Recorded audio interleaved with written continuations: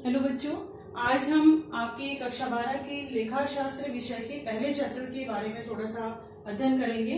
इसमें जो टॉपिक का नाम क्या है? साझेदारी फर्मों का लेखांकन आधारभूत सिद्धांत। तो इसमें पूरा साझेदारी का जो सामान्य सिद्धांत होता है उसके बारे में ब्यौरा दिया हुआ है।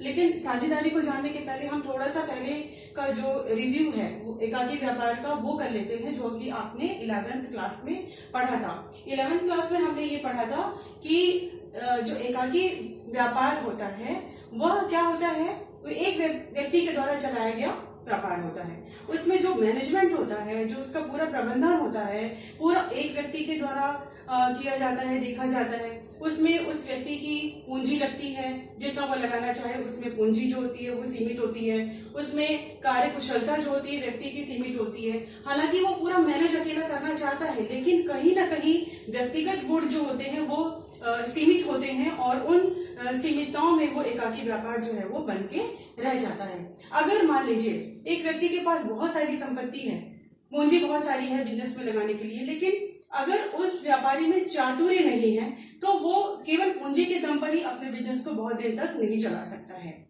उसका चातुर्य भी उसका होना चाहिए। अगर वो चातुर्य किसी और व्यक्ति से लेना चाहेगा तो वह व्यक्ति निश्चित तौर पे उसमें पार्टनरशिप चाहेगा, और इसका मतलब है कि वो लाभ चाहेगा व्यवसाय से, और एकाकी व्यापारी अपने व्यापार के लाभ को नहीं बांटना चाहेगा। तो इस प्रकार से जो एकाकी व्यापारी है वो नहीं चाहेगा कि वो किसी और की मदद ले, वह चाहेगा कि पूरा का पूरा व्यापार का लाभ जो है उसका भागी अकेला बने। तो ये प्रवृत्ति जो होती है वो मनुष्यों में रहती है कि अकेला ही वो लाभ का भागी बनना चाहता है। अगर मान लीजिए एकाकी व्यापारी को अपने व्यापार में लाभ को किसी और को बांटना है तो उसको क्या करना पड़ेगा? अपने बिजनेस में किसी दूसरे व्यक्ति को साझेदार बनाना पड़ेगा। वो उसके व्यवसाय का साझेदार होगा, यानी कि पूरा स्वरूप ही है जो वो एकाकी व्यापार का बदल जाएगा। वो किस में बदल जाएगा? वो साझेदारी में बदल जाएगा। साझेदारी में बदलने के साथ ही एकाकी व्यापार की बहुत सारी कमियां हैं वो दूर हो जाती है। जैसे कि जो पूंजी है वो और बढ़ जाएगी, दूसरा पार्टनर आएगा वो भी पूंजी लगाएगा। हो सकता है पूंजी लगाए, और ऐसा जरूरी नहीं है कि वो पूंजी लगाएगा, हो सकता है कि व्यवसाय का चातुर्य उसके पास है तो वो पूंजी नहीं भी लगा सकता है। तो यहाँ पर मैं आपको बताना चाहती हूँ कि एकाकी व्यापार जो है वह व्यापार उसमें जो कमियां हैं वह साझेदारी व्यवसाय से दूर की जा सकती हैं। यानी कि जो साझेदारी जो व्यवसाय का स्वरूप आया है वह एकाकी व्यापार की कमियों के कारण आया है। एकाकी व्यापारी सर्वगुण संपन्न नहीं होता है, इसीलिए दूसरा जो स्वरूप है व्यवसाय का वह लोगों के द्वारा अपनाया जाता है। अब हम जानते हैं कि साझेदारी होती क्या है। तो साझेदारी का मतलब ये होता है कि जब कुछ लोग मिलकर किसी वैध कार्य को करने का निश्चय लेते हैं। वैध कार्य को करने का ध्यान दीजिएगा, ये मैं आपको समझाऊंगी क्या होता है। वैध कार्य को करने का निश्चय लेते हैं तो इस प्रकार मिलकर कार्य करने की जो प्रवृत्ति होती है उसको पार्टनरशिप या साझेदारी कहा जाता है। आगे इसकी परिभाषा को देख लेते हैं। भारतीय साझेदारी अधिनियम की धारा 4 के अनुसार, ये यहाँ पर जो धारा है वो 1932 के अनुसार है, अधिनियम 1932 के अनुसार है, ये ध्यान रखिएगा। भारतीय साझेदारी अधिनियम 1932 की धारा 4 के अनुसार साझेदारी उन व्यक्तियों के बीच एक संबंध है जिन्होंने किसी ऐसे व्यवसाय के लाभों को बांटने का निश्चय किया है जो कि उन सबके द्वारा या उन सबकी तरफ से किसी एक के द्वारा चलाया जाता हो। इसका मतलब यह है कि जो साझेदारी है उसको कुछ लोगों के बीच में किया जाए, उनका जो अनुबंध है साझेदारी का वो कुछ लोगों के बीच एक संबंध होता है। वो संबंध अनुबंध का होता है। अनुबंध को समझौता, ठहराव किसी भी रूप में आप बोल सकते हैं। तो एक संबंध कुछ व्यक्तियों के बीच में, ये व्यक्ति 2 होते हैं, 3 हो सकते हैं या अधिकतम 50 की संख्या तक हो सकते हैं। तो उन व्यक्तियों के बीच में एक अनुबंध होता है, और वो अनुबंध किसके लिए होता है? एक बिजनेस को चलाने के लिए होता है। जी उन्होंने फिर से देख लेते हैं।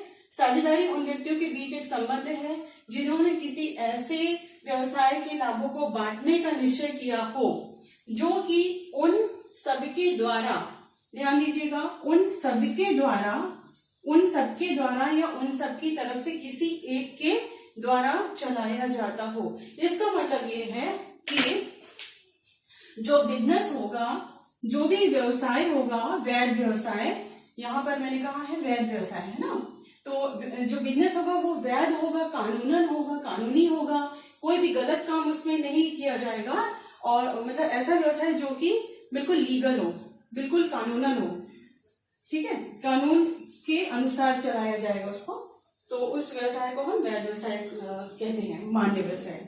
तो उस व्यवसाय को सबके द्वारा, यानी कि मान लीजिए 3 पार्टनर हैं, X, Y और Z, तो सभी लोगों के द्वारा वो बिजनेस चलाया जा सकता है, या उन सबकी तरफ से किसी एक के द्वारा। इसका मतलब ये हुआ कि अगर मान लीजिए X और Y कहीं बाहर रहते हैं, कहीं बाहर इन द सेंस यानी कि जहां पर दुकान है, जहां पर व्यवसाय चल रहा है, जहां पर ऑफिस है, जहां भी शॉप है साझेदारियों की, तो वहां पे नहीं रहते, ये लोग कहीं बाहर रहते हैं, दूसरे राज्य में रह सकते होंगे, दूसरे शहर में रह सकते होंगे, या फिर दूसरे देश में भी रह सकते होंगे, ठीक है। तो यहाँ पर इन तीनों के बीच में साझेदारी है, लेकिन चलाया किसके द्वारा जाता है? केवल जेड के द्वारा चलाया जाता है।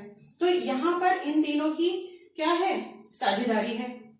तो इससे ये क्लियर होता है कि जो बिजनेस है वो सबके द्वारा चलाया जा सकता है, या तो उनमें से किसी एक के द्वारा चलाया जा सकता होगा, ठीक है। तो ये डेफिनेशन है साझेदारी अधिनियम 1932 की धारा 4 के अनुसार। इसको आप बुक में दिया हुआ है, आपकी बुक में जरूर दिया होगा, जो भी बुक है आपके पास में, एनसीईआरटी की या होगी, नवोद की होगी या फिर प्रबोध की, आप देखिएगा ये वाली डेफिनेशन हर बुक में दी गई होती है। तो उसको थोड़ा स्टडी करिएगा और फिर याद करने की कोशिश करिएगा, समझने की कोशिश करिएगा। और ये क्योंकि लिखना ही पड़ेगा आपको एग्जाम में, साझेदारी का जो थ्योरी पार्ट है उसमें आपको ये डेफिनेशन देनी ही होगी, ठीक है। इसका एक अलग से क्वेश्चन भी आ जाता है कि भारतीय साझेदारी अधिनियम 1932 की धारा 4 के अनुसार जो परिभाषा है साझेदारी की उसको लिखिए। आपका 2 नंबर का, 3 नंबर का आ सकता है। तो इस प्रकार से ये परिभाषा आप लोग फिर से एक बार बुक में देख लीजिएगा। अब आते हैं साझेदारी की विशेषताएं या लक्षण में। विशेषताएं में पहला जो है वो अनुबंध या समझौता। आप एक बार ध्यान रखिए कि जो अनुबंध होता है उसी से साझेदारी का जन्म होता है। एक क्वेश्चन ये बनता है कि साझेदारी का जन्म किससे होता है, तो आप लिखेंगे साझेदारी का जन्म जो होता है वो अनुबंध से होता है। अनुबंध को समझौता या ठहराव भी बोलते हैं। इसे इंग्लिश में एग्रीमेंट कहा जाता है। आप लोगों ने एग्रीमेंट नॉर्मली बोलचाल की भाषा में सुना भी होगा। तो वो एग्रीमेंट क्या है? वो ये अनुबंध है, ठहराव है, जिसमें सभी पक्ष जो होता है वो एक प्रपत्र उनकी तरफ से तैयार किया जाता है और सबकी सिग्नेचर होते हैं, ठीक है। तो जो भी चलाने के जो नियम है वो पूरी उसमें लिखे होते हैं। तो ये उन ठहराव जो है, ये अनुबंध जो है वो अनुबंध से ही साझेदारी का जन्म होता है। ये बहुत इंपॉर्टेंट प्रलेख होता है। नेक्स्ट विशेषताएं है साझेदारों की संख्या। अभी मैंने थोड़ी देर पहले आपको बताया कि साझेदारों की संख्या जो होती है वो मिनिमम 2 हो सकती है। मिनिमम 2 यानी कि कम से कम 2 व्यक्ति पार्टनरशिप में होते हैं, या अधिकतम 50 तक की संख्या हो सकती है। पहले जब भारतीय साझेदारी अधिनियम 1932 चल रही थी तो उसमें ये नियम था कि बैंकिंग वाला जो व्यवसाय होता है, यानी कि जो रुपयों का लेन देन संबंधी व्यवसाय होता है, उसमें मिनिमम तो 2 ही रहेंगे, लेकिन अधिकतम ये पहले 10 थे और सामान्य साझेदारी में अधिकतम 20। यानी कि जो पैसों का लेन देन नहीं करती है फर्म किसको कहते हैं? जो साझेदारों के द्वारा संस्था खोली जाती है या जो चलाया जाता है बिजनेस, उसको फर्म कहा जाता है, ठीक है। तो उस फर्म में अधिकतम संख्या पहले 10 थी बैंकिंग संस्था में, और सामान्य संस्था जो थी उसमें अधिकतम 20 थी। तो ये संख्या थी। लेकिन अभी 2013 के जो भारतीय साझेदारी अधिनियम है नया आया है, उसमें मिनिमम तो 2 ही है कम से कम, लेकिन अधिकतम 50 तक की संख्या को निर्धारित कर दिया गया है। ये ध्यान रखिएगा। फिर थर्ड है व्यवसाय। व्यवसाय का वैध होना बहुत जरूरी है। यानी कि कोई भी व्यवसाय जो अवैध माना जाता है कानून के द्वारा, अगर उस बिजनेस को लोगों के द्वारा किया जा रहा है, कुछ लोगों के द्वारा, तो उसको पार्टनरशिप का नाम बिल्कुल नहीं देंगे। जैसे कि चोरी करना है या फिर डकैती करना है, लूटपाट करना है, इस उद्देश्य को लेकर कुछ लोग मिलकर काम करना चाहते हैं। तो और जो मिला होगा धनराशि जो मिलेगी उसको लाभ के रूप में लोगों के बीच में बांटने का अगर वो निश्चय करते हैं तो वो वैध व्यवसाय नहीं होगा और वो बिल्कुल इलीगल माना जाएगा। तो वहां पर ऐसा साझेदारी में नहीं होता है। मतलब जो साझेदारी में बिजनेस जो होता है वो कानूनन मान्य होता है, लीगल होता है, वैध होता है। फोर्थ है लाभ विभाजन, यानी कि जो पार्टनर्स हैं वो लाभ को बांटने के लिए सहमत हुए हों, यानी कि जो व्यवसाय है उसमें जो भी प्रॉफिट होगा उसको बांटने के लिए वो एकमत हुए हों, ये इसकी विशेषता है।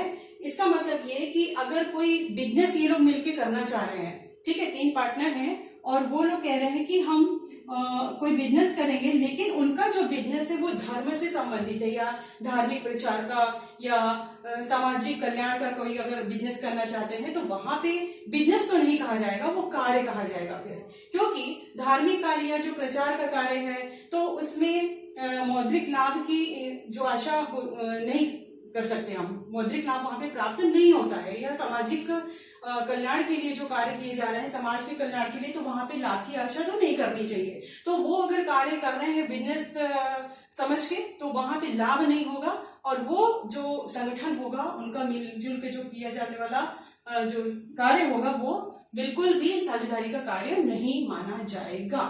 तो इसका मतलब ये कि साझेदारी में लाभ विभाजन के उद्देश्य को लेकर जो बिजनेस किया जाता है वही मान्य होता है और यहाँ पे किसी भी प्रकार का समाज कल्याण का कार्य जो किया गया जा रहा है वो साझेदारी का कार्य नहीं माना जाएगा। नेक्स्ट है प्रत्येक साझेदार का एजेंट होना।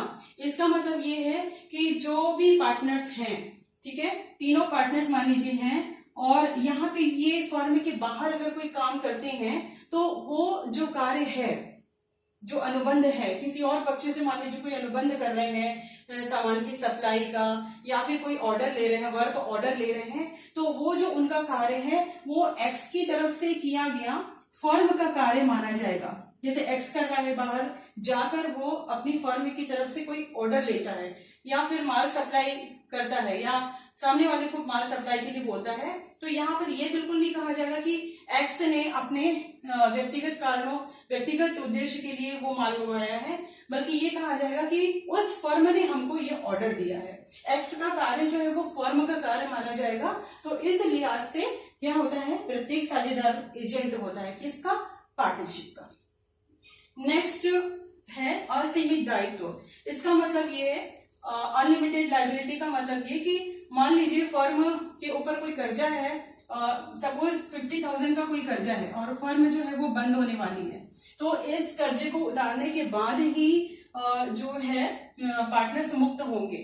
ठीक है, अगर मान लीजिए XYZ है और ये फर्म अपनी बंद कर रहे हैं और फर्म को बंद करते समय ये पाया गया कि 50,000 का बाह्य कर्ज है, किसी व्यक्ति का कर्ज है या फिर बैंक का कर्ज है, तो इस 50,000 की लायबिलिटी के लिए ये तीनों ही जिम्मेदार होंगे। ये तीनों के द्वारा मिलकर चुकाया जाएगा। 50,000 की जो राशि है वो तीनों मिलकर भुगतान करेंगे।